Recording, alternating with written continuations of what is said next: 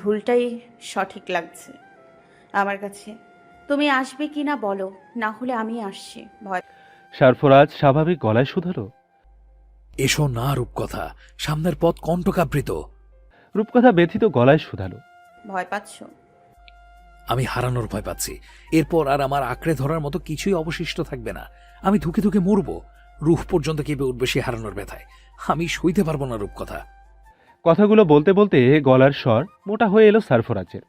সেই সাথে শব্দগুলো হলো ভাঙ্গা ভাঙ্গা। রূপকথা সারফরাজের অপ্রকাশিত অনুভূতি টের পেয়ে বলে উঠল। আমি হারাতে আসিনি সারফরাজ, তবে এত দ্বিধা কেন? তোমার বাবা কখনোই মানবে না এই সম্পর্ক। তারা কষ্ট পাবে।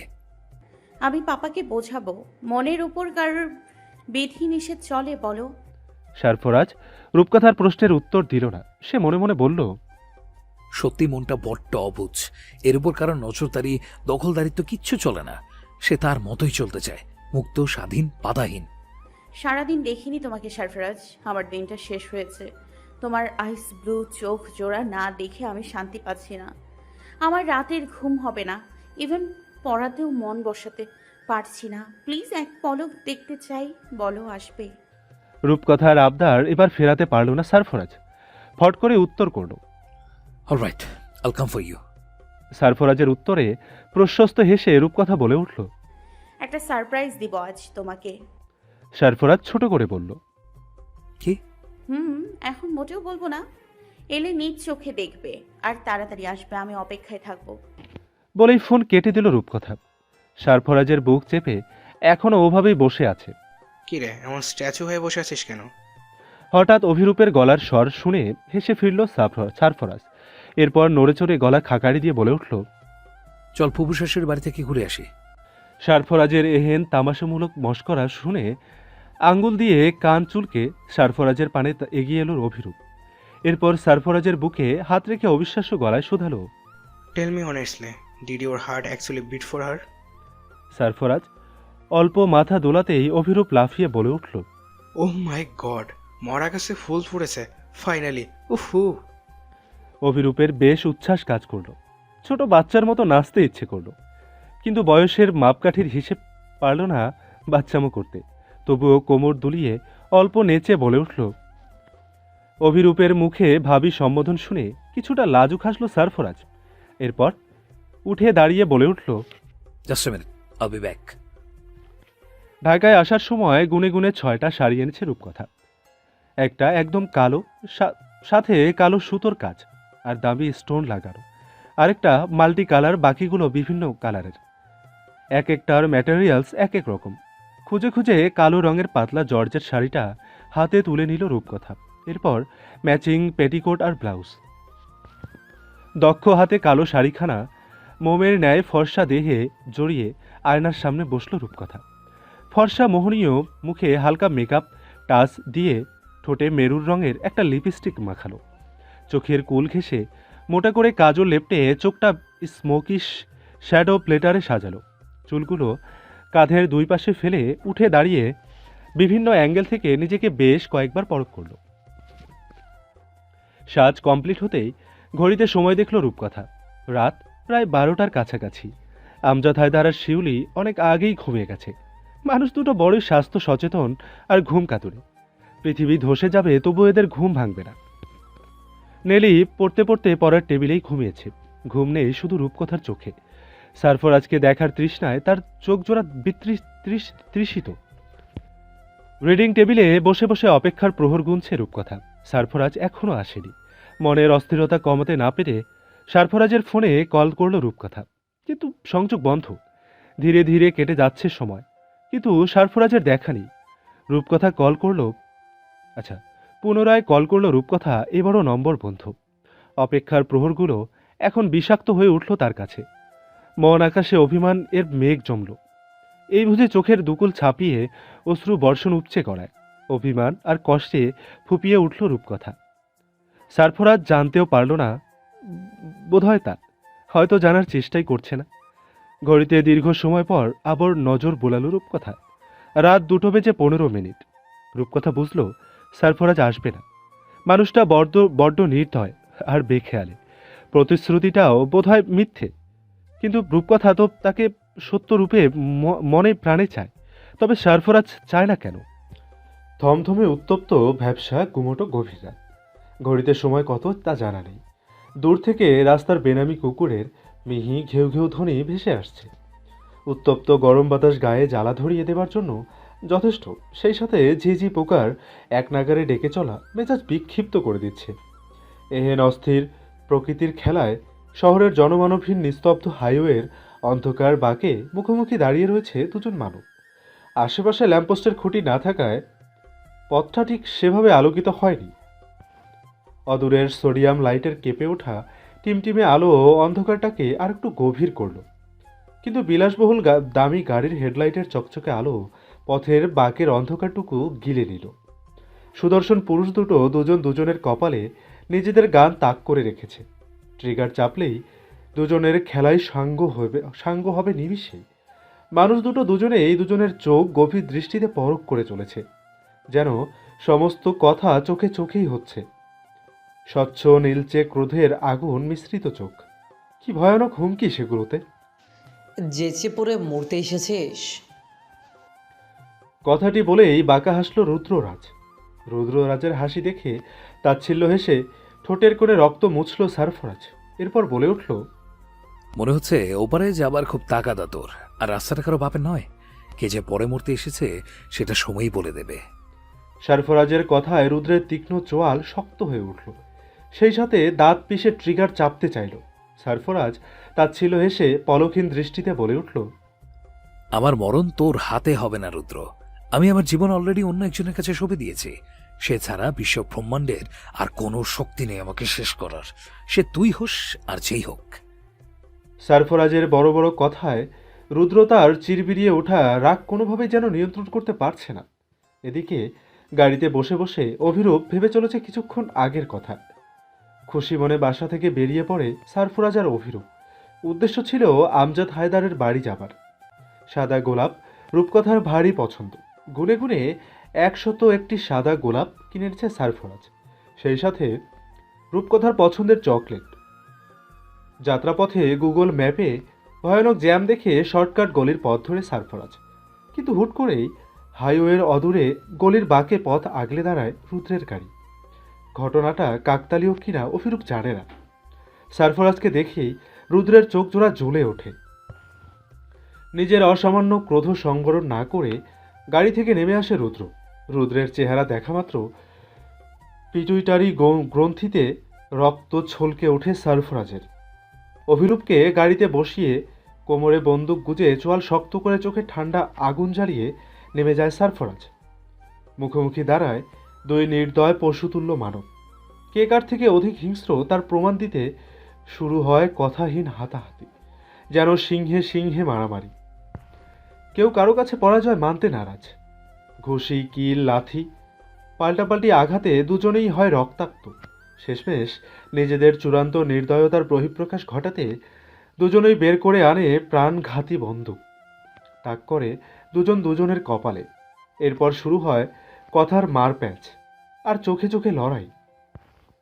এহেন অপ্রীতিকর ঘটনায় অভিরূপ যেন স্তব্ধ, নির্বাক। এই মুহূর্তে তার উচিত মধ্যস্থ হিসেবে দুজনের ঝগড়ার সমাপ্তি টানা, কিন্তু কেউ কি মানবে তার বুঝ দেওয়ার কথা? আমার বাড়ি আগুন জ্বালিয়ে ভাবছিস তুই জিতে গিয়েছিস? আমার সাথে টক্কর দিয়ে জিতে যাওয়া এতই সহজ? বলেই ক্ষোভ জড়িত হাসল রুদ্ররাজ। সেই হাসির পানে তাকিয়ে সারফরাজ চোখে ক্রোধ ঢেলে বলল, অবশ্যই আমি জিতেছি মামতো। তোর অহংকার, দম্ভ, অন্ধকার মিশ্রিত পাপ আর স্বপ্ন পুরোটাই আমি চালিয়ে দিয়েছি। ভেবেছিলাম তোকে চমকে দেব, কিন্তু আফসোস, তুই দ্রুত জেনে গেলি এর পেছনে আমি আছি। কোনো ব্যাপার না, I like it, cause I know you are brilliant doctor Rudraraj Chowdhury. বলেই ঠান্ডা চোখে নিষ্পলক তাকিয়ে রইল সারফরাজ। সারফরাজের ভীতিহীন হেয়ালি রুদ্রের কপালের নীলচে শিরা ফুলিয়ে তুলল। লালচে ঠোঁটজোড়া ধারালো দাঁত দিয়ে কামড়ে ধরে রুদ্র হিসহিস করে বলে উঠল, তুই তো আমার ইট কাঠ সিমেন্টের স্বপ্ন পুড়িয়েছিস, কিন্তু আমি কি করবো জানিস? তোর প্রতিটি শিরায় শিরায় আগুন ধরাবো। তোর নতুন করে চারাগাছের ন্যায় বেড়ে ওঠা স্বপ্নকে পোড়াবো, কারণ আমিও পুড়িয়ে ছাই বানাতে জানি ফুপ্পাতো। কথাটি বলে চোখের কোণ বেয়ে গড়িয়ে পড়া রক্ত হাতের উল্টো পিঠে মুছে পুনরায় সারফরাজের পানে কঠিন দৃষ্টি তাক করল রুদ্র। রুদ্রের হুমকিতে সারফরাজ হো হো শব্দে হেসে উঠল। সেই হাসি ফাঁকা রাস্তায় কেমন গা ছমছমে অনুভূতির সৃষ্টি করল। কোনো মতে নিজের হাসি দমিয়ে সারফরাজ ভারী গলায় বলে উঠল, শিরায় আগুন লাগাতে আসিস, দেখিয়ে দেব আমি কি চিজ। সুবহান গঙের বংশ নির্বংশ করে দেব, সুবহান গঙের বংশ নির্বংশ করে দেব। তোদের ভিটেতে ঘুঘু চড়বে, সন্ধ্যায় আলো দেবার মতো কি অবশিষ্ট থাকবে না তোদের বংশে। বুঝেছিস, যেমন করে আমার বাপ শুইয়ে দিয়েছিল তোর বাপকে। রুদ্র সারফরাজের মুখে নিজের বাপ সম্পর্কে ধৃষ্টতাপূর্ণ কথা আর সইতে পারল না। কোনো বাজ বিচার না করে টিপে ধরল সারফরাজের গলা। মুহূর্তেই সৃষ্টি হলো অনাকাঙ্ক্ষিত এক পরিস্থিতি। নিজেদের লিমিট ভুলে গেল দুজনেই। রুদ্র যেমন বনো ওল, সারফরাজ তেমন বাঘা তেঁতুল। রুদ্রের বাবা থেকে নিজেকে চট করে ছড়িয়ে শক্ত হাতে এক খুশি বসিয়ে দিল রুদ্রের মুখ বরাবর। খুশির তোড়ে কেটে গেল রুদ্রের আকর্ষণীয় লাল ঠোঁট জোড়া। ব্যথায় ঠোঁট চেপে ছিটকে সরে গেল রুদ্র। এরপর বন্দুক চালিয়ে দিল সারফরাজের উপর। বিকট শব্দে বেরিয়ে এলো গুলি। চতুর তীক্ষ্ণ বুদ্ধির সারফরাজ নিজেকে সামলে নেবার চেষ্টা করল, কিন্তু আগুন সম উত্তপ্ত গুলি ছুঁয়ে গেল সারফরাজের বাইসেপ মাসেল। গায়ে কালো শার্ট ভেদ করে চামড়া সমেত মাংস পুড়িয়ে ওপার হলো গুলি। মুহূর্তেই ফিনকে দিয়ে ছুটল রক্তধারা। অভিরূপ আর গাড়িতে বসে থাকতে পারল না। দৌড়ে সারফরাজের কাছে এসে উদ্বিগ্ন হয়ে বলে উঠল, বাড়ি ফিরে চল সারফরাজ, নিজেদের মধ্যে এমন ঝামেলা পাকানো ঠিক হচ্ছে না। সারফরাজ অভিরূপকে ধমকে বলে উঠল, ভেতরে বসাবি, ওকে আমি জাস্ট খেয়ে ফেলবো এখন। বলেই অভিকে ধাক্কা মেরে ফেলে রুদ্রের সামনে এগিয়ে নিজের বন্দুকের স্প্রিং টেনে তাক করল সারফরাজ। এরপর গর্জে বলে উঠল, I will kill you, bastard. You messed with the wrong animal and now you are going to see the monster I really am. সারফরাজের হুমকিতে রুদ্র নিজেও বন্দুক তাক করে পুনরায় শুট করল, কিন্তু গুলি বের হলো না। এবার ঘাবড়ে গেল রুদ্র। কিটকিটিয়ে হেসে উঠল সারফরাজ। এত তাড়াতাড়ি দম শেষ? চালাগুলি দেখি তোর বন্দুকের কত জোর। বলেই হিংস্র বাজ পাখির ন্যায় রুদ্রের চোয়াল চেপে ধরল সারফরাজ। এরপর চোখে চোখ রেখে হিস হিস করে ভয়ানক গলায় বলে উঠল, পবিত্র মানুষের কাছে যাচ্ছি, একদম সাফ সুতরা উপস্থিত হতে চেয়েছিলাম, কিন্তু রক্তের দাগ লাগিয়ে অপবিত্র করলি আমাকে। মুড ভালো তাই ছেড়ে দিচ্ছি তোকে, নেক্সট টাইম পেলে ওখানেই পুঁতে দিয়ে চলে যাব। বুঝেছিস কি বলেছি? সারফরাজের কথায় রুদ্র দাঁত মুখ কামড়ে বলে ওঠে, অলরেডি শুরু হয়ে গেছে সরফরাজ, এই খেলার সমাপ্তি আমি তোর রক্ত দিয়েই টানব। রুদ্রের কথায় অবিশ্বাস্য চোখে সারফরাজ শুধায়, ও মাই গড, রিয়েলি? তোর বার পুড়িয়েছি, এটা তো একটা ট্রেলার ছিল মাত্র। যেদিন তোর আত্মাটা এইভাবে পড়াবো সেদিন হবে এই গেমের দি এন্ড। আর এই খেলার সমাপ্তি আমার হাতেই হবে, তোর হাতে নয়। তোর জম হয়ে তোর সামনে দাঁড়াবো আমি। মৃত্যু ভয় কতটা নির্মম আর কষ্টদায়ক হয় তোকে আমি হড়ে হড়ে বোঝাবো। কথাটি বলেই হনহন করে গাড়িতে উঠে বসল। এরপর স্টিয়ারিং হুইল ধরে ইঞ্জিন স্টার্ট দিয়ে ক্ল্যাচে চেপে ধরল। রুদ্র তখনও সামনে দাঁড়িয়ে। সারফরাজ বাঁকা হেসে স্পিড বাড়িয়ে সামনে অগ্রসর হতেই রুদ্র লাফিয়ে রাস্তা ছাড়ল। সেই দৃশ্যে তাচ্ছিল্য হেসে সারফরাজ বিড়বিড় করে বলে উঠল, এসেছে আমার স্বপ্ন পোড়াতে, স্ক্রাউন্ড্রেল কোথাকার। সারফরাজের রক্তাক্ত হাত আর মুখের পানে তাকিয়ে অভিরূপ বলে উঠল, বাড়ি ফিরে চল সারফরাজ, তোর রেস্ট প্রয়োজন, শরীরের অবস্থা যথেষ্ট খারাপ, ড্রেসিং করে ব্যান্ডেজ লাগানো জরুরি। সারফরাজ অভিরূপের কথার প্রতি উত্তরে মাথা ঝাঁকিয়ে জবাব দিল, রূপকথা অপেক্ষা করছে আমার জন্য। আমি যদি মরেও চাই, আমার লাশ ওর সামনে যাবে, কারণ আমি ওকে কথা দিয়েছি। সারফরাজ, তোর হাত থেকে ব্লিডিং হচ্ছে অনবরত, এভাবে চলতে থাকলে তুই জ্ঞান হারাবি। জীবনের চাইতে কথা রাখা বেশি ইম্পর্টেন্ট তোর। গাড়ির স্পিড আরও কয়েক গুণ বাড়িয়ে দুর্বল গলায় সারফরাজ জবাব দিল, আমি না গেলে ও কাঁদবে হবে।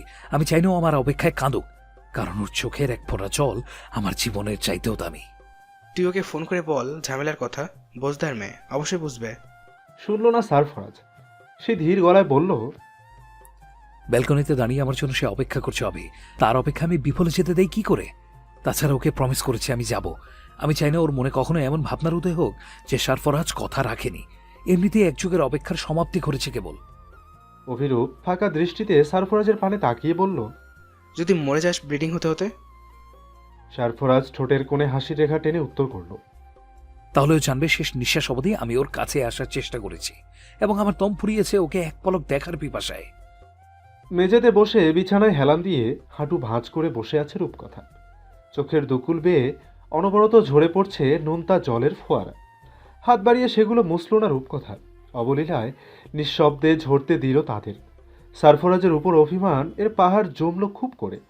মানুষটার কঠিন মুখশ্রী মনে পড়তেই হৃদয় কেমন ধক করে উঠল। দেয়াল ঘড়ির দিকে আরেকবার নজর বুলিয়ে রূপকথা সিক্ত গলায় বলে উঠল। যখন আসবেই না তবে তবে প্রতিশ্রুতি কেন দিলে? ভেতর থেকে উত্তর আসে। মানুষটাকে তুই জোর করে চলেছিস সব সময়, সে নিজে থেকে তোর কাছে আসেনি রূপকথা। প্রতিবাদ করে চিৎকার করে ওঠে রূপকথা। হাতের আজলায় মুখ লুকিয়ে ফুপিয়ে বলে ওঠে। সব মিথ্যে। ও এসেছিল, আমাকে বুকে জড়িয়ে হৃদয়ের আগুন নিভিয়েছে। আমি একতরফা ওকে ডাকিনি। ভেতর থেকে আর কোনো কথা আসে না। বড় বড় স্বচ্ছ নেত্রদয় কেমন ঘোলাটে লাল হয়ে ওঠে। বাঁকানো ল্যাশগুলো ভিজে জট পাকায়। ফুলে ওঠা চোখের পাতা। হাতের কাচের মুঠ চুড়িগুলোর পানে এক দৃষ্টিতে তাকিয়ে রয় রূপকথা। এরপর আলগোছে তা খুলে নেয় সরু হাত থেকে। মেঝেতে অযত্নে সেগুলো ফেলে উঠে দাঁড়ায়। পোশাক পরিবর্তন করা জরুরি। রূপকথা উঠে ড্রেসিং টেবিলের সামনে গিয়ে দাঁড়ায়। কিছুক্ষণ আগের মোহনীয় সাজ নষ্ট হয়ে গেছে। কাজল লেপ্টে পুরো চোখ ছেয়ে গেছে। লিপস্টিকটাও খানিক উঠে গিয়েছে। গোছানো চুল হয়েছে আলুথালু। অভিমানের খাতায় সারফরাজের নিষ্ঠুরতা নিয়ে কয়েকটা লাইন লিখে মুখ মুছে নিল রূপকথা। এবার ফুপিয়ে বলে উঠল। আর কখনো তোমায় ডাকবো না সরফরাজ। সত্যি তুমি বড্ড নিষ্ঠুর মানব। রূপকথা শাড়ি খুলতে উদ্যত হতেই বেজে উঠল গাড়ির হর্ন। গাড়ির হর্ন শুনে থেমে গেল রূপকথার হাত। অসার শক্তিহীন মূর্তির ন্যায় ঠায় দাঁড়িয়ে রইল ড্রেসিং টেবিলের সামনে। শুষ্ক অধৈর্যরা ঈষৎ ফাঁকা হয়ে তপ্ত কম্পিত শ্বাস বেরিয়ে এলো। দৃষ্টি হলো আরও ছলছলে। খোলা বেলকনি দিয়ে রূপকথার কক্ষের ঝকঝকে আলো দেখতে পেল সারফরাজ। গাড়ির হর্ন পেয়েও রূপকথা বেলকনিতে এলো না মানেই রূপকথা বুঝে নিল অভিমান জমে জমে মেঘ হয়েছে। গাড়ি থেকে নেমে সারফরাজের উঁচু গলায় ডাকল। রূপকথা। এবারও একটুও নড়ল না রূপকথা। সে ওভাবেই শাড়ি খামচে ধরে দাঁড়িয়ে রইল। ফোনের স্ক্রিনে সময় নজর বুলিয়ে অভিরূপের উদ্দেশ্যে সারফরাজ বলে উঠল। বড্ড অভিমানিনী বুঝলি, উপরে যেতে হবে রাগ ভাঙাতে। বলেই আর এক মুহূর্ত অপেক্ষা করল না সারফরাজ। এক হাতে ফুলের বিশাল গোছা বুকে চেপে পূর্বের ন্যায় গাছ বেয়ে তরতর করে উঠে গেল দোতলায়। অভিরূপ বোকা চোখে পুরো ঘটনা দেখে কপাল চাপড়ে বলে ওঠে। কি মানুষ, কি করে বেড়াচ্ছে! আহ! এধারে মাথা নিচু করে ফুপিয়ে অশ্রু বিসর্জন দিচ্ছে রূপকথা। কান্নার হিড়িকে ছোট দেহখানা কেঁপে কেঁপে উঠছে শুধু। বেলকনিতে দাঁড়িয়ে পুরো ঘটনা অবলোকন করল সারফরাজ। এরপর আলগোছে বেলকনির দরজা লাগিয়ে পেছন থেকে রূপকথার লতানো কোমর জড়িয়ে চিকন পাতলা কাঁধে থুতনি রাখল সারফরাজ। তারপর অপরাধীর স্বরে বলে উঠল। সরি, ইচ্ছা করে দেরি করিনি। আকস্মিক পুরুষালী স্পর্শে আর কণ্ঠে বরফখণ্ডের ন্যায় জমে শক্ত হয়ে দাঁড়িয়ে রইল রূপকথা। সারফরাজের উষ্ণ দেহের স্পর্শে মোমের মতো গলে যেতে ইচ্ছে করছে রূপকথা, কিন্তু নিজেকে কঠিন বাঁধনে বেঁধে নিভু গলায় বলে উঠল। চলে যাও সরফরাজ। রূপকথার এহেন নিষ্ঠুর শব্দে আরেকটু বাঁধন শক্ত হলো সারফরাজ। এরপর রূপকথাকে নিজের দিকে ফিরিয়ে বলে উঠল। বললাম তো ইচ্ছে করে দেরি করিনি। রূপকথা এবার অল্প চোখ তুলে সারফরাজকে দেখল। মুহূর্তে সকল অভিমান কেমন গলে গেল। সারফরাজের ঠোঁটের কোণে এখনো রক্ত জমাট জখম। ভ্রুর কাছেও বেশ খানিক কেটে গিয়েছে। নাকের উপর লম্বালম্বি কাটা দাগ। গায়ের পোশাক এলোমেলো, সেই সাথে বাইসেপ মাসেলের কাছের ছেঁড়া শার্ট সমেত রক্ত। সারফরাজের এহেন ভয়ানক অবয়বে রূপকথা বেতি ব্যস্ত হয়ে ভেজা গলায় শুধালো। অ্যাক্সিডেন্ট করেছো নাকি মারামারি? বলেই সারফরাজকে উল্টে পাল্টে দেখল রূপকথা। এরপর ড্রেসিং টেবিলের উপর থেকে দ্রুত টিস্যু নিয়ে সারফরাজের ঠোঁটের কোণে চেপে ধরে নীলচে চোখে চোখ রাখল। রূপকথার এলোমেলো সৌন্দর্যে লাগামহীন হলো সারফরাজের চিন্তা ভাবনা সব কেমন গুলিয়ে যেতে চাইল। ফর্সা দেহে কালো শাড়ি, খোলা চুল, এলোমেলো রূপ, সবকিছু কেমন নেশা ধরালো সারফরাজের ভয়ানক চোখে। ধীরে ধীরে দৃষ্টি জোড়ায় কেমন ঘোর লেগে গেল। শক্ত হাতে রূপকথার হাত চেপে ধরে কম্পিত শুষ্ক ঠোঁটের পানে তেড়ে এলো সারফরাজ। সারফরাজকে দেখে চোখ খিচে বন্ধ করে উরুর কাছের শাড়ি খামচে ধরল রূপকথা। রূপকথার বেকাবু অবস্থায় মুহূর্তেই থেমে গিয়ে নিজেকে সামলে নিল সারফরাজ। এরপর হাসকি গলায় বলে উঠল, নিষিদ্ধ জিনিসের প্রতি মানুষের আগ্রহ বেশি। ভুল হয়ে গেছে, ক্ষমা করো আমায়। বলেই দূরত্ব বজায় রেখে দাঁড়ালো সারফরাজ। সারফরাজকে আগাগোড়া পরখ করে কোমরে আঁচল গুজল রূপকথা। না চাইতেও ফর্সা উন্মুক্ত মেধহীন উদরে নজর আটকালো সারফরাজের। নিজের ধৈর্যের চূড়ান্ত পরীক্ষা দিয়ে ঠায় শক্ত হয়ে চুপচাপ দাঁড়িয়ে রইল সারফরাজ। কাবার থেকে মেডিকিট বক্স নিয়ে সারফরাজের সামনে দাঁড়ালো রূপকথা। এরপর মিহি গলায় বিছানা নির্দেশ করে বলল, বসো ওখানটায়। কি বাধ্য বাচ্চার ন্যায় সারফরাজ বিনা বাক্যে বসে গেল। টেবিলের উপর থেকে চুলের কাটা তুলে দাঁত দিয়ে আলতো করে আঁকড়ে ধরল রূপকথা। এরপর এলোমেলো চুলগুলো গুছিয়ে সুন্দর করে আটকে দিল। রূপকথার চুল বাঁধার দৃশ্যে গলা শুকিয়ে উঠল সারফরাজের। ফাঁকা ঢোক গিলে গলা ভিজানোর প্রয়াস চালালো সে। সেই সাথে চলতে লাগলো অ্যাডাম অ্যাপলের ক্রমাগত উঠানামা। চুল গুছিয়ে মেডিকিট বক্স থেকে একে একে বের করে আনলো ডেটল, তুলো, পভিসেপ, ওয়েন্টমেন্ট আর গজ। এরপর সযত্নে তুলোতে ডেটল লাগিয়ে সারফরাজের ক্ষত পরিষ্কার করলো রূপকথা। ব্যথায় চোখ খিচে হাত মুঠিবদ্ধ করলো সারফরাজ। ঘর ভর্তি নীরবতা, কেউ কোনো শব্দ পর্যন্ত করল না। শুধু সারফরাজের ভারী শ্বাসে মাঝে মাঝে নীরবতা ছন্দ পতন করছে। রূপকথা চোখে জল নিয়ে সারফরাজের হাতে ব্যান্ডেজ বাঁধছে। এমন সময় নিজেকে আর ধরে রাখতে না পেরে রূপকথার ধবধবে ফর্সা নেশা ধরানো উদরে চেপে ধরল সারফরাজ। অস্থির শিহরণে কেঁপে উঠল রূপকথা। নিজেকে সামান্য ধাতস্থ করে রূপকথা আমতা আমতা করে বলল, কি করছো তুমি? তোমার তো ব্যথায় কুকড়ে যাওয়ার কথা, আর তুমি? রূপকথার লাজুক মুখের পানে তাকিয়ে সারফরাজ অল্প দুষ্টু হেসে জবাব দেয়, তুমি যখন এত করে ডাক্তারের মতো যত্ন করছো, তখন ব্যথা আর কোথায় লাগে বলো? রূপকথা মুখ ভার করে চোখ নামিয়ে হাত পরক করে বলে উঠল, গভীর ক্ষত হয়েছে এখানে, বড় ডক্টর দেখাতে হবে, সেই সাথে মেডিসিন দিতে হবে। সারফরাজ রূপকথার পানে মুগ্ধ নয়নে তাকিয়ে জবাব দিল, সামান্য ক্ষত এটা রূপকথা। তোমার চোখের জল দেখার পর বুকের বাবাসে যে গভীর ক্ষতের সৃষ্টি হয়েছে, তার তুলনায় এটা কিছুই না। বলেই এক ঝটকায় রূপকথাকে নিজের কোলে বসালো সারফরাজ। এরপর রূপকথার কানের কাছে মুখ নিয়ে ফিসফিস করে বলে উঠল, শরীরের চিকিৎসা বাদ দিয়ে আমার মনের চিকিৎসার দায়িত্ব নেবে রূপকথা। রূপকথা ভীরু চোখে সারফরাজের পানে দৃষ্টি মেলল। সারফরাজের চোখ জোড়া অনেক কথা বলছে যেন রূপকথাকে। রূপকথা সবগুলোই বুঝলো বোধ হয়। সে সরু চিকন আঙ্গুলি দিয়ে সারফরাজের নাকে আঁকিবুকি করে বলে উঠল, নেব। সারফরাজ অল্প হেসে রূপকথার চুল চেপে ধরে নিজের একদম মুখোমুখি এনে রূপকথার নেশা ধরানো ঠোঁটের কোণে চুমু আঁকল ছোট্ট করে। সারফরাজের স্পর্শে সারফরাজের শার্টের কলার খামচে ধরে চোখ বুঝে ফেলল রূপকথা। সারফরাজ পরিতৃপ্তির হাসি হাসল শব্দ করে। এরপর হাসকে স্বরে বলল, স্ট্যাম্প মেরে দিয়ে গেলাম। আজ থেকে আমার একান্ত ব্যক্তিগত ডাক্তার তুমি। আমার অ্যাপয়েন্টমেন্ট ছাড়া আর কারো অ্যাপয়েন্টমেন্ট গ্রহণ করলে ওই দিনই হবে তোমার জীবনের শেষ নিঃশ্বাস নেওয়া এই সুন্দর ধরণীতে। চলছে আষাঢ় মাসের প্রথম দিন। মুহূর্তে মুহূর্তে সূর্য আর মেঘের লুকোচুরি খেলা চলছে। প্রকৃতি জুড়ে খুশির আমেজ, সেই সাথে এলোমেলো শীতল বাতাসের হুটোপুটি। নিজের 28 বছরের চাকরি জীবনের কার্যালয় ছেড়ে বিদায় নিলেন সুফিয়ান চৌধুরী। সুফিয়ান চৌধুরীর ফেয়ারওয়েলে কেঁদে ভাসালো সহকর্মী এবং কাছের মানুষজন। এমন সৎ দক্ষ কমিশনারকে বিদায় দিতে ডিপার্টমেন্টের কেউ রাজি ছিল না, কিন্তু বাধ্য হয়েই সুফিয়ান চৌধুরীকে ছাড়তে হয়েছে। নতুন কমিশনারকে কার্যালয়ের সমস্ত কাজ বুঝিয়ে সুঝিয়ে দায়িত্বের ভার ছেড়ে দিয়ে সজল চোখে বেরিয়ে এলেন সুফিয়ান।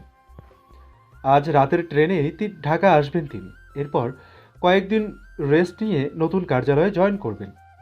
ঢাকা আসা নিয়ে রেখার চোখে মুখে যেই উচ্ছ্বাস আর আনন্দ ধরা দিল, তার কিছুই দেখা গেল না সুফিয়ান চৌধুরীর চোখে মুখে।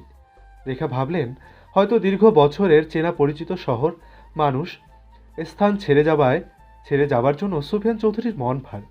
কিন্তু আসলে কি তাই?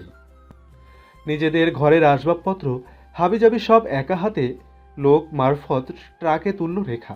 সুফিয়ান একটা নির্দেশনা পর্যন্ত দিলেন না। সংসার জীবনের অভিজ্ঞতায় রেখার যতটুকু জ্ঞান হলো ততটুকুই করল।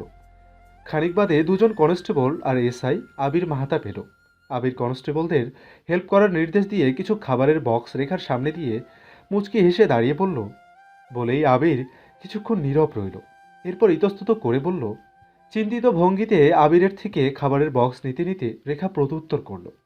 আবির নিজেও বিষয়টা খেয়াল করেছে। চটপটে হাসি খুশি কমিশনার সাহেব হুট করে কেমন নিশ্চুপ হয়ে গেলেন। সারাক্ষণ তাকে উদাসীন লাগে। এর হেতু আবির নিজেও খোঁজ করছে, কিন্তু ব্যর্থ হয়েছে। রেখা আবিরের পানে তাকিয়ে বলে উঠল। আবির খানিক মেপে হেসে উত্তর করল। রেখা প্রশস্ত হেসে বক্সগুলো ঘরের ভেতরে নিয়ে যেতে যেতে বলে উঠল। আবির ধন্যবাদ জানিয়ে সুফিয়ান চৌধুরীর তালাশ করল। বাংলোর পাশের গার্ডেন নির্দেশ করে রেখা জবাব দিল। আবির মাথা ঝাঁকিয়ে গার্ডেন অভিমুখে পা বাড়ালো।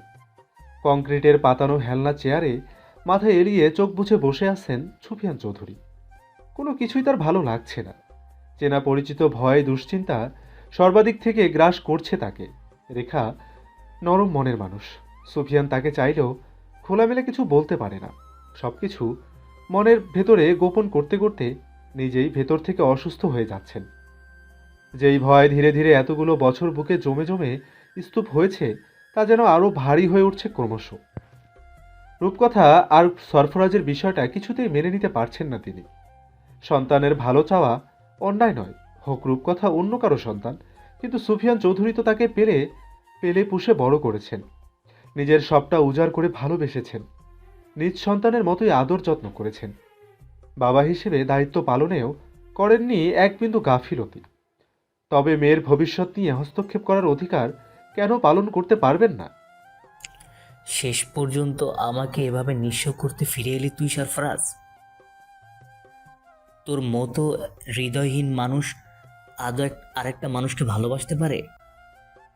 কিন্তু আমি বাবা হয়ে কি করে মেয়েকে বলি হতে দিব বল? রূপকথার অনিশ্চিত ভবিষ্যৎ কল্পনা করেই চোখ ফেটে জল গড়াতে চাইল সুফিয়ান চৌধুরী। কিন্তু নিজেকে কঠিন শিকলে বেঁধে চোয়াল চেপে নিজেকে সামলে মনে মনে বলে উঠলেন, তোকে আমি রূপকথার ছায়াও মারাতে দেব না Sarfaraz.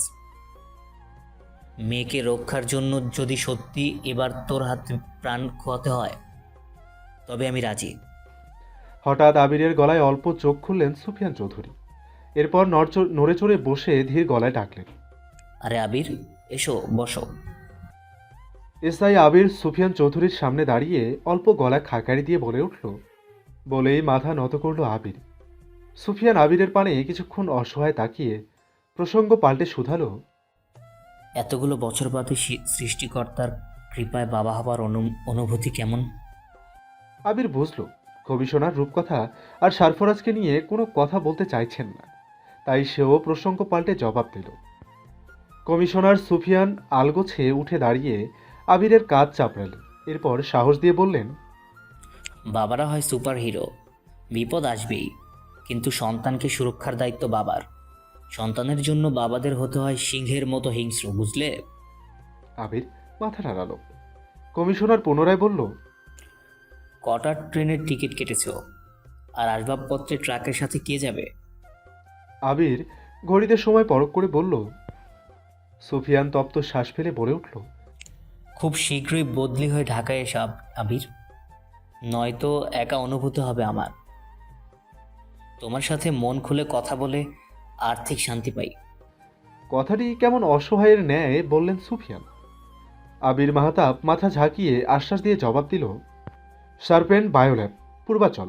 Dhaka Serpent Bio pharmaceutical company খুবই পরিচিত একটা মাল্টি ন্যাশনাল কোম্পানি। পূর্বাচলের বিশাল বড় জায়গা নিয়ে 2 বছর আগেই নির্মাণ হয়েছে এই কোম্পানি। বাংলাদেশ সহ বিশ্বের আরও কয়েকটা দেশে নিজেদের শাখা খুলে রাতারাতি সুনাম কামিয়ে চলেছে সার্পেন্ট বায়োল্যাব। কিন্তু প্রধান শাখা ক্যালিফোর্নিয়ায়। এত নামি দামি কোম্পানি, অথচ কেউ জানে না এই কোম্পানির মালিককে। প্রথম 2 বছর এই কোম্পানি ভালো বিজনেস করলেও হঠাৎ সমালোচনার তোপে পড়ে যায়। কোনো এক 27 বছর বয়সী সাহসী সাংবাদিক তার ক্রাইম রিপোর্টে এই কোম্পানি সম্পর্কে তুলে ধরেন কিছু ভয়ানক তথ্য। এই কোম্পানির নিউরো ড্রিম নামের একটি এক্সপেরিমেন্টাল ড্রাগ কালো বাজারে রাতারাতি জনপ্রিয় হয়ে উঠেছে।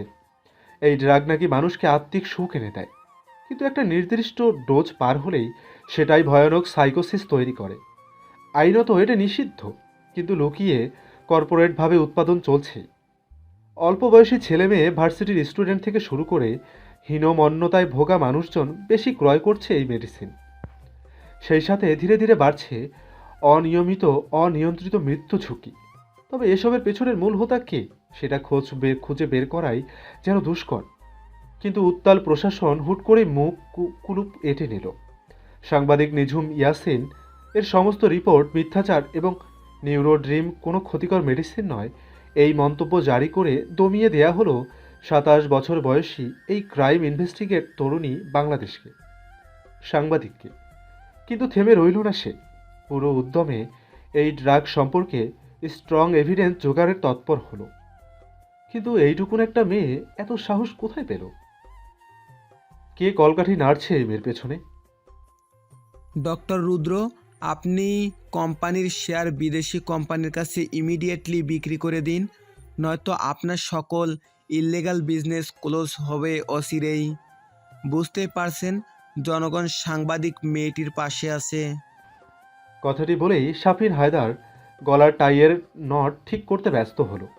শাফিন হায়দারের মুখ পানে তাকিয়ে রুদ্র দাঁত কিটমিটিয়ে উত্তর করল, একদিন দুদিনের প্রজেক্ট নয় এটা। কত কোটি কোটি ডলার খরচ হয়েছে এটার পেছনে, হিসেব করেছেন কখনো? আপনাদের গাফিলতির জন্যই এইসব হচ্ছে, নয়তো এত বড় সত্য উন্মোচন হলো কি করে? রুদ্রের ধমকে ধীর লয়ে শাফিন হায়দার উত্তর করলেন, আপনি ভুল বুঝছেন ডক্টর, কোম্পানিতে এমন কেউ নেই যে ভিতরের তথ্য লিক করবে। তাহলে এই মেয়ে জানলো কি করে? ভূত এসে তার কানে কানে বলে গিয়েছে? শাফিন হায়দার কোনো উত্তর না করে মাথা নিচু করে বসে রইল। রুদ্রের চোখ জোড়া কেমন আগুনের ন্যায় জ্বলছে। ঠোঁটে একটা সিগারেট ঠুসে লাইটার দিয়ে আগুন ধরাতে ধরাতে রুদ্র বলল, কোম্পানির শেয়ার চেঞ্জ করার ব্যবস্থা করুন। ডেভিল কিং কোম্পানির হয়ে আমি শেয়ার কিনে নিব।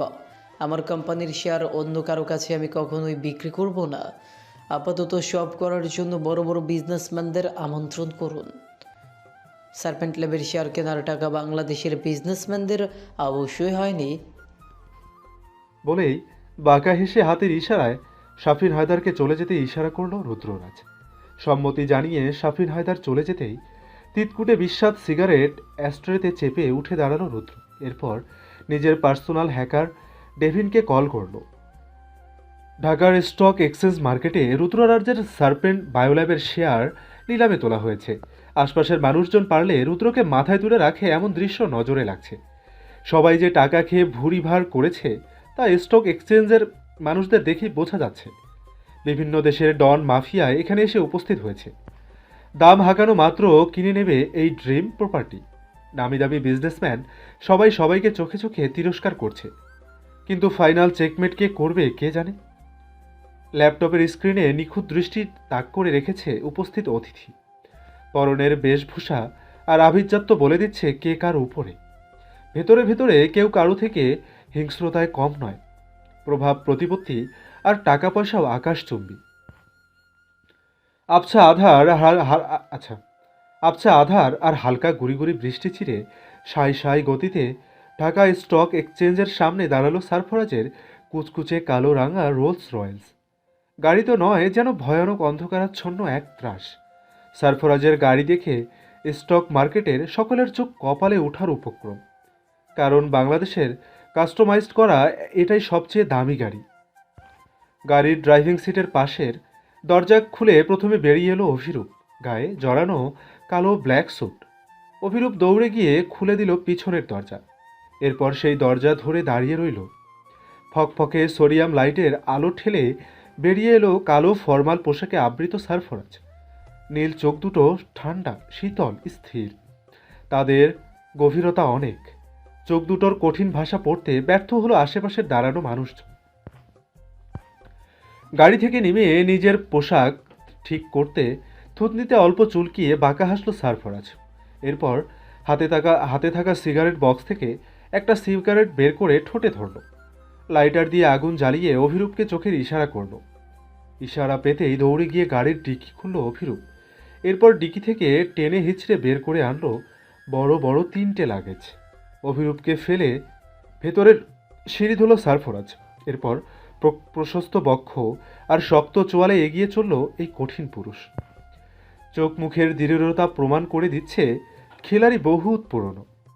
ইতিমধ্যে শেয়ারের দাম হাঁকা শুরু হয়ে গেছে। শেয়ার খরিদ্দারের আসনে শক্ত মুখে বসে আছে রুদ্ররাজ। চোখে তার আত্মবিশ্বাসের ছায়া স্পষ্ট, ঠোঁটের কোণে বিজয়ী হাসি। বিদেশি ব্যবসায়ীরা নিজেদের দাম বলে চলেছে অবলীলায়। 100 কোটি টাকা থেকে শুরু হলো নিলাম। ধীরে ধীরে দাম ঠেকল 600 কোটিতে। চতুর শাফিন হায়দার ঠোঁটে কপট হাসি দেখে মেখে হ্যান্ডমাইকে বলে উঠল, 600 কোটি 1, 600 কোটি 2। শাফিন হায়দারের কথা শেষ হতে না হতেই রুদ্ররাজ দাঁড়িয়ে বলে উঠল, 800 কোটি। রুদ্ররাজের মুখে টাকার অ্যামাউন্ট শুনে উপস্থিত সকলের চোখ ছানা বড়া হলো। কিন্তু ভাবলেশীন রইল রুদ্র, যেন এই কটা টাকা তার হাতের ময়লা। রুদ্র এক পলক চারপাশের মানুষজনকে দেখে মুখে বাঁকা হাসি ঝুলিয়ে বলে উঠল, ডেভিল কিং কোম্পানির পক্ষ থেকে এই শেয়ার কিনতে চাই আমি। রুদ্ররাজের শক্ত গম্ভীর ভরাট কণ্ঠে উপস্থিত সকলেই রুদ্রের পানে নজর দিল। ডেভিল কিং কোম্পানির নাম বহুবার শুনেছে তারা, কিন্তু তার মালিককে কখনো দেখা হয়নি। হাঁটুর বয়সী সুদর্শন গাম্ভীর্যপূর্ণ এই যুবককে দেখে সকলের চোখে অবিশ্বাসের আভা ফুটে উঠল। সকলের চিন্তা ভাবনার সুতো ছিঁড়ে শাফিন হায়দার উচ্ছ্বাসিত স্বরে হাঁক ছাড়ল, 800 কোটি 1, 800 কোটি 2, 800 কোটি 3। শাফিন হায়দারের বিট শেষ হবার আগেই চূড়ান্ত উত্তেজনাকে আরও 1000 গুণ বাড়িয়ে সারফরাজ সম্মোহনী গলায় সিগারেটের ধোঁয়া উড়িয়ে বলে উঠল, 1600 crore. And I think no one else has the ability to buy such a modest property for this much money. সারফরাজের কণ্ঠে বসা থেকেও তড়িৎ উঠে দাঁড়ালো রুদ্ররাজ। এহেন মুহূর্তে সারফরাজের আগমন তার কাছে দুঃস্বপ্নের ন্যায় ঠেকল। মস্তিষ্কের ক্রোধ লাগামহীন হিংস্র হয়ে বহিঃপ্রকাশ ঘটাতে চাইল। এদিকে সারফরাজের বিট শুনে উপস্থিত সকলেই দাঁড়িয়ে গেল। সেই সাথে শুরু হলো উত্তেজিত গুঞ্জন। সারফরাজ রুদ্ররাজের হিংস্র মুখের পানে তাকিয়ে ঠোঁট এড়িয়ে হাসল। এরপর রয়ে শয়ে ঠেস দিয়ে বলে উঠল, So tell me, did I say anything wrong? সকলেই সারফরাজের প্রশ্নে মাথা নাড়ল। তাতে প্রশস্ত হেসে সারফরাজ নাটকীয় গলায় তাচ্ছিল্য হেসে রুদ্রকে চোখ টিপে বলে উঠল, This property is mine. সারফরাজের শেয়ার মালিকানা নিজের দাবি করতেই শাফিন হায়দার হাততালি দিয়ে গুনল। প্রতিপক্ষ কেউ দাম বাড়ানোর মতো দুঃসাহস দেখালো না। রুদ্ররাজ যেন কথা বলার ভাষা হারালো। সে চোখে মুখে জ্বলন্ত অঙ্গার নিয়ে সারফরাজের সামনে দাঁড়ালো। আগুন নিয়ে খেলছিস, পুড়ে যাবে বলে দিলাম। রুদ্রের হুমকিতে সারফরাজ শব্দ করে হাসল। পুরো হলরুমের দেয়ালে দেয়ালে বাড়ি খেল সেই ভয়ানক হাসি। নিজের হাসি কোনো মতে নিয়ন্ত্রণে এনে রুদ্রের শার্টের কলার ঠিক করতে করতে বলে উঠল, আমি নিজেই আগুন, তুই আর আমাকে কি পড়াবে রুদ্ররাজ? নিজেই তো ছাই হয়ে যাচ্ছিস। আমাকে পোড়ানোর আগে তোর নিভে যাওয়া ছাই আমি বাতাসে উড়িয়ে দেব, এবং খুব শীঘ্রই। সারফরাজের মুখ পানে অগ্নি দৃষ্টিতে পলকহীন তাকিয়ে রয়েছে রুদ্ররাজ, যেন তার চোখের নীলা শিখাওয়ালা আগুন দিয়ে ঝলসিয়ে দিচ্ছে সারফরাজকে। কিন্তু সেই দৃষ্টি উপেক্ষা করে সারফরাজ ডাকল। অভি। সারফরাজের ডাক পেয়ে হন্তদন্ত করে ভেতরে প্রবেশ করলো অভি। পেছনে লাগেজ সমেত লুইস আর ইয়ং। কৃষ্ণ বর্ণের লুইস এবং ব্রিটিশ যুবক ইয়ং বুক ফুলিয়ে সারফরাজের সামনে দাঁড়িয়ে জবাব দিল। সারফরাজ নিজের গাম্ভীর্য বজায় রেখে রুদ্রকে একবার পরখ করে শাফিন হায়দারকে নির্দেশ করে বলে উঠল, গিভ হিম দ্য লাগেজ। সারফরাজের আদেশ পেতে এই দুজনে বড় বড় পা ফেলে লাগেজগুলো নিয়ে শাফিন হায়দারের সামনে দাঁড়ালো। চকচকে চোখে লাগেজগুলো রিসিভ করে শাফিন হায়দার বলে উঠল, ওপেন দ্য লাগেজ। বাধ্য অনুগত্যের ন্যায় লাগেজের চেইন খুলে মেলে ধরল দুজনে। অডিটোরিয়ামের ফকফকে আলোয় বাংলাদেশি নতুন কচকচে বান্ডেলগুলো চকচক করে উঠল। বান্ডেল ভর্তি নোটের সাথে সাথে চকচক হলো শাফিন হায়দারের চোখ জোড়াও। সে একবার সুদর্শন পুরুষ সারফরাজের আকাশী চোখে নজর মেলালো। সারফরাজ শাফিন হায়দারের মনোভাব বুঝতে পেরে মাথা দোলালো।